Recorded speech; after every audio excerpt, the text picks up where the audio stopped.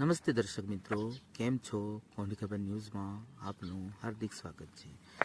સાનિયાભાઈ વસાવા સામરઘાટ દેડિયાપાડા તાલુકાનો એક સ્પર્શી જતી અને ખૂબ જ પ્રેરણાદાયક ઘટનાને લઈને સાનિયાભાઈ શું કહી રહ્યા છે તે આપણે સાંભળીએ. મારું નામ વસાવા સાનિયાભાઈ ગંભીરભાઈ, ગામ સામરઘાટ, તાલુકો ડેડિયાપાડા, જિલ્લો નર્મદા. અમે શરૂઆતમાં કપાસ, તુવેર, મકાઈ ને એમ ખેતી કરતા હતા. તો તેમાં આવક સારી એવી નહોતી મળતી. 6 મહિનાની એવી આવક મળતી હતી.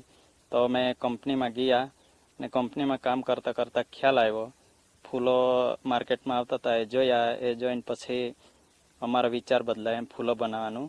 તો ફૂલો અમે માર્કેટથી લાવીને વેચતા હતા અને પછી જાતે બનાવવાનો વિચાર કર્યો એમ. તો જાતે ફૂલો બનાવ્યા, ગુલાબ, ગોલગોટા અને એ બધું બનાવતા છે.